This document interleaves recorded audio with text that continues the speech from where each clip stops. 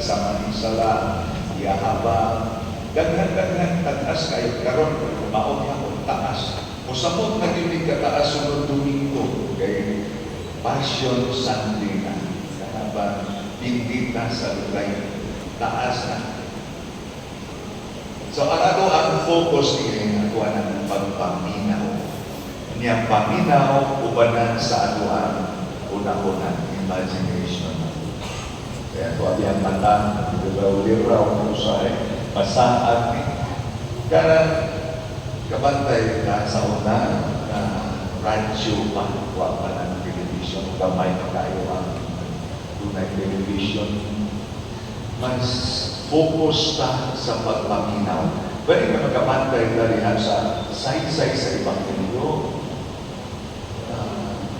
Iingon na nindula si Maria na isunod ang mga bisita. Kaya ba, ang atong imagination, focus na. Kung sa may nahitabo, kung sa may nahitabo, kung sa may gibuhat sa Ginoo, ang imagination, ihog na atong una-una. So, dili na ka sarili sa tuwang ginanaw. So, mga drama kami ato ba, umulugso ako, umulugso niya kaya may sa pakulamoy ko, kaya ako suko sa saba sa tayo. So, kaya ba, imagination, una-una, palihubon, kung sa gayoy na itabo, kung sa gayoy ibuhat sa Ginoo. Tinignan na nato ang nadungog paghatag na yun siya sa tuwang Ebanghelyo karon paghatag ko ka-importante sa kinabuhi sa tao. Ibanhaw ni Jesus si Lazaro. Kunya, ibalik-balik kayo si Marta, Maria, mga igsuon ni Lazaro, ang ilang mga diha sa ilang ibati sa ilang kasi na mipadayan sila nga kang Jesus na mingon, kung hindi ka malamang Ginoo, dili unta mamatay ang akong igsuon. Maura na ilang mga bulong, panihas na yun sila na pagpadayan. Importante ang kinabuhi sa atong isig katao.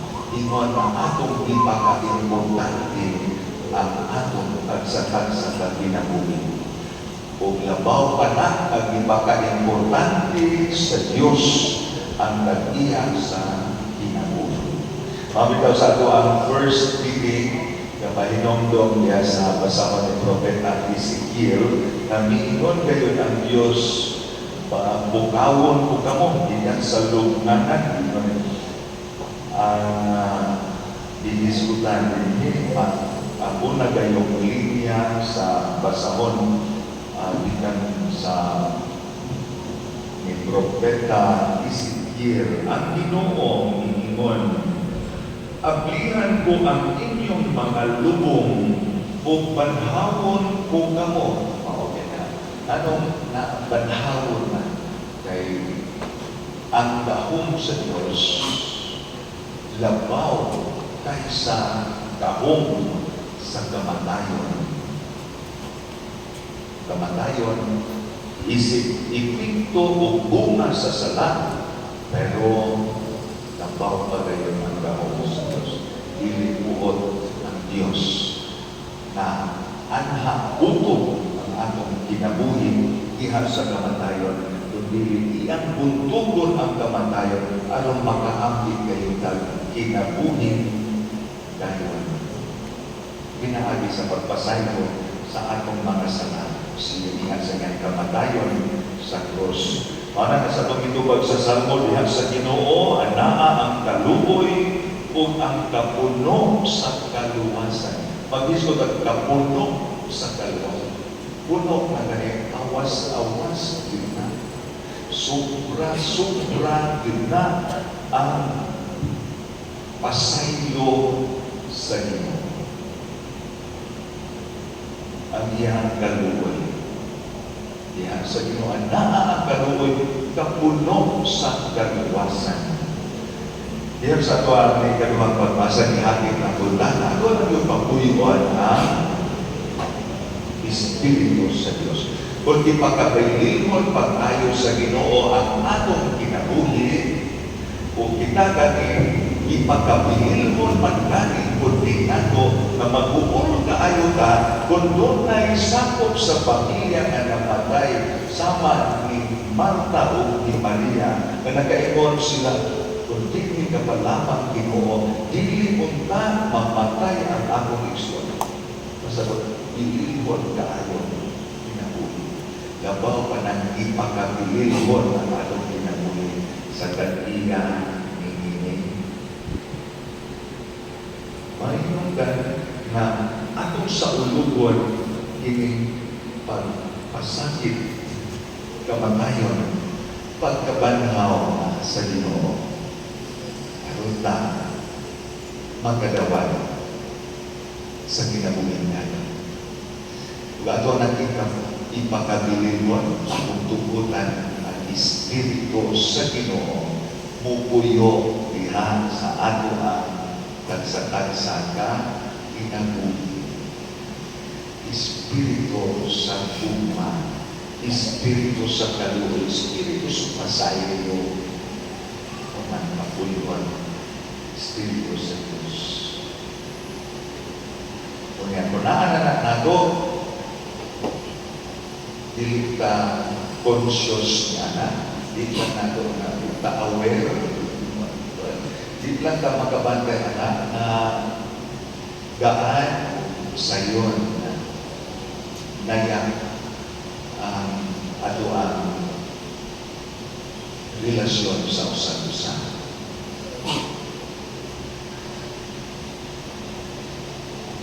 Parang kamalikayon, kagaan. Saya ang kinabuhin ko na sa niyaga simbahan, kung at lang yakot tayo, ako'y tayo, tagang tayong problema, una-una. Ano man, ang pagkutana na abagahan ang Espiritu sa Ginoo sa pagkinabuhi. Pasiguan natin yan. Pero katuan, tubutan ng Ginoo. Ikaw na bahala, Lord. Ikaw na. Surrender to Lord. Mahimong sa iyo ang ugaan na itong sa adlaw, Biyernes, iulit ko sa ako akin, namatay ang ako ang brother-in-law ng isang grupo. Ang akong pagluwang, ang asawa sa namatay, sumilon siya, hindi siya si katos Ingko manakong kaya ako magwang uray man. Uray, Ingko, si Gigo, hindi, kay Igi, Eduardo, na dati lang ko tungkol sa seminaryo. Ibig siya, si Gigo, ibig, so wala ba siya naman. Ano bang ako siya i-offeran mo pagkaon? Saan mo kaon ka? May lugaw mo kaon ka? Ang tubag ba yung ikong iintang? Kaya iya nakita ni Uray ang nayak sa naong ni Iko na lahit na. Kani atuwa, din siya magagit. Ayaw lang. Wag maglugay na matay si Iko Gigo. Ano sa aman na mahimong nayak ang atong naong magsige man ang murong masulubon. Naliwan ka kita sa kabilihon sa kinabuhi ng kalibutan. I believe na nayak ang naong sa ako ang brother-in-law kay akong gilauman. He is or he will be experiencing or receiving eternal life. Kita sinati ba, nagkadawa din kinabuhin ang napuno ka tayo sa tulimang kalisod patanos kalilaban sa ulo. Hindi wala ka na ito yun ma-cherish. Wala na ito ma